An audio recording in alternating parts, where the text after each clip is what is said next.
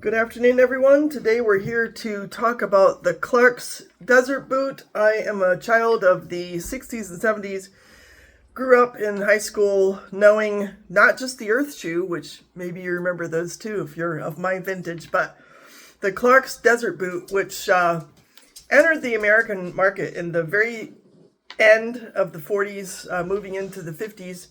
And I'm sure I got my first pair as a teenager.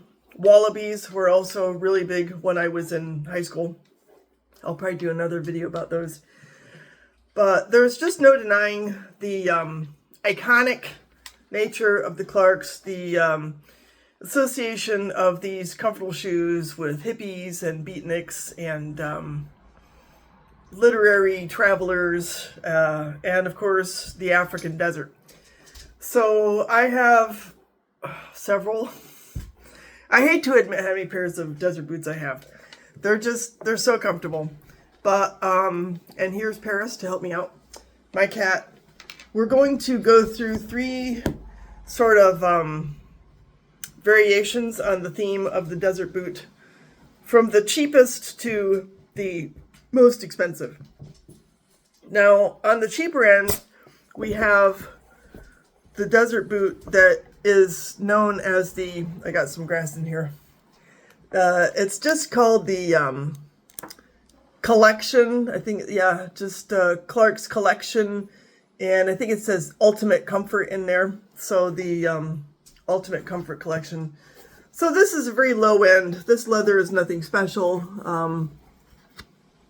You can't really see a whole lot, but obviously it's not really leather throughout. I mean, there's some kind of a lining that's sewn in there. I'm guessing it's some kind of fabric. I'm not sure. This is obviously very low end suede. We don't even have the real crepe soles.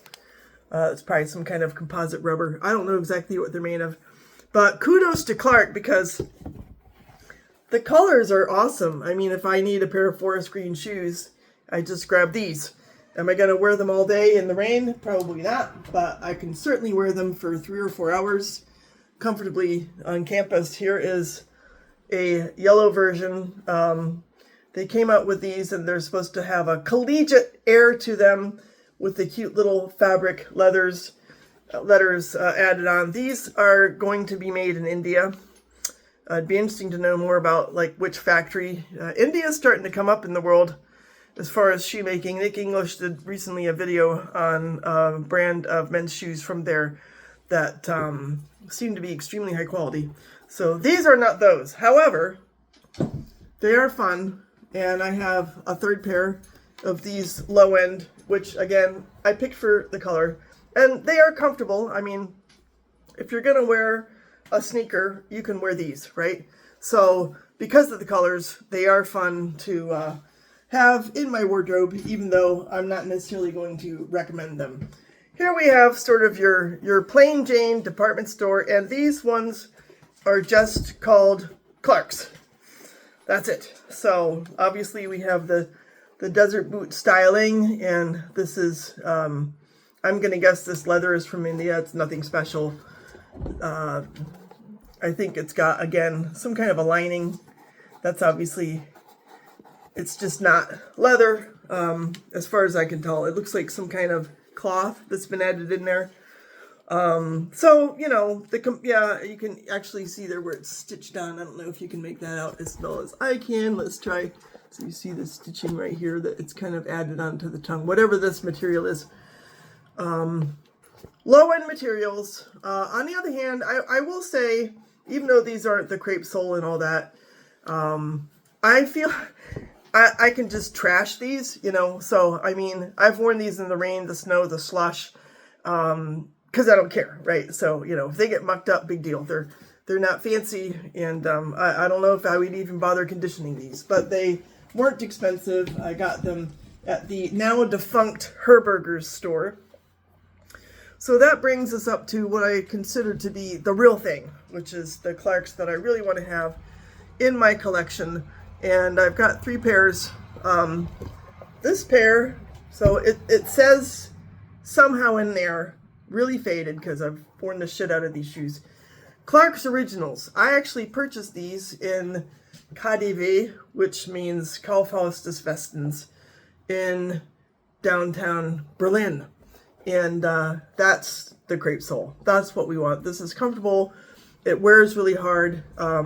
As you can tell, these have taken a beating, and they have really molded to my foot. A lot of snow. I do tend to wear these in the winter. There's something about plowing through snow with boots that are made for sand that just makes sense, right? Sand, snow, I mean, it's kind of the same thing, and the thing I like about the originals is you get treated to quality suede. So this is the C.F. Stead Tannery.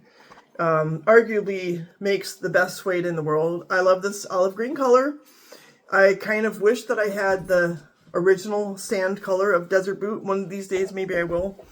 I do have a pair of Wallabies that color, but they're not the good Wallabies. So, yeah, there's probably room for me to consider purchasing a pair of the original color of Clark's Desert Boots. The history of Clark's Desert Boots is kind of interesting. You probably know more than I do, but I think they were originally worn by military people in South Africa.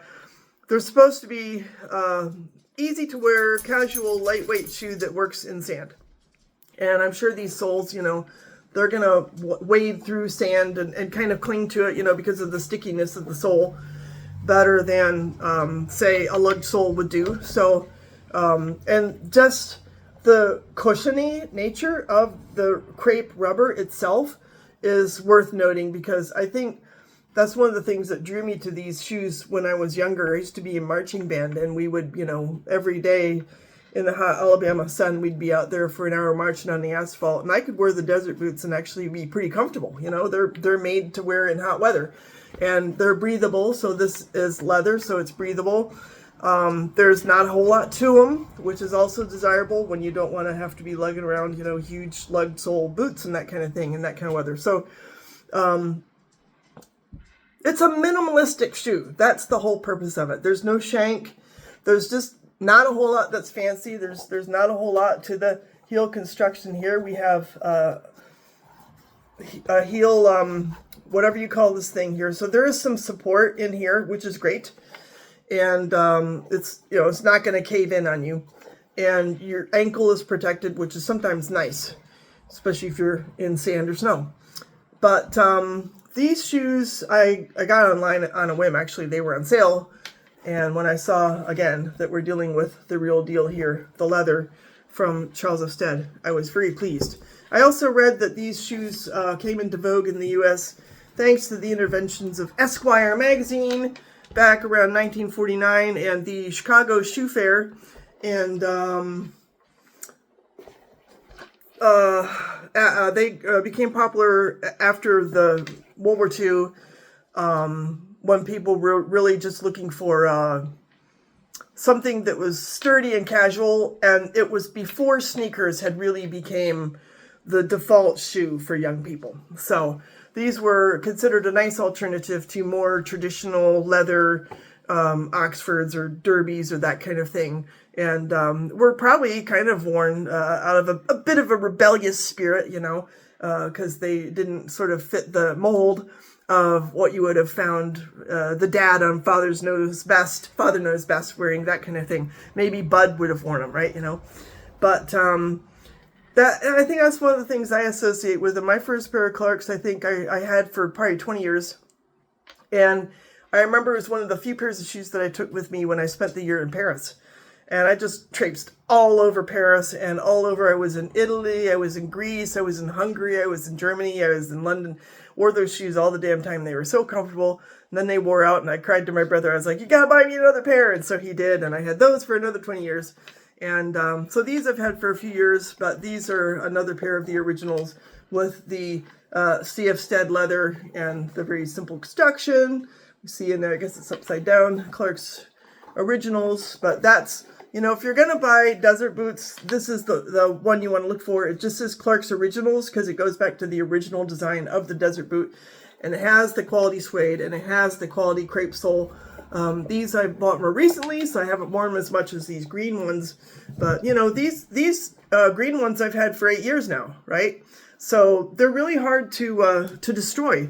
And the construction it's a stitch down, so instead of the leather going underneath your foot, it extends outside around the edge of the shoe, and that's another very characteristic attribute of these shoes. So I just thought I would kind of throw these your way and take a look.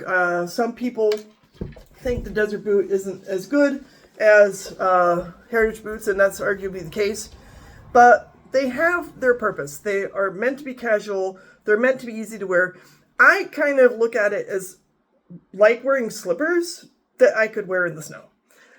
And, you know, I can go through the whole day in these shoes. They're not as stable. They don't give me the kind of support that I would need if I was, for example, you know, walking through mud or across fields, or a lot of the stuff that I do with my dogs and that kind of thing.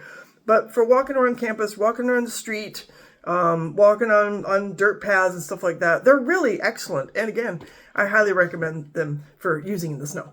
So with that, I'll take leave of you for today, and we'll be back with more later. Take care. Bye.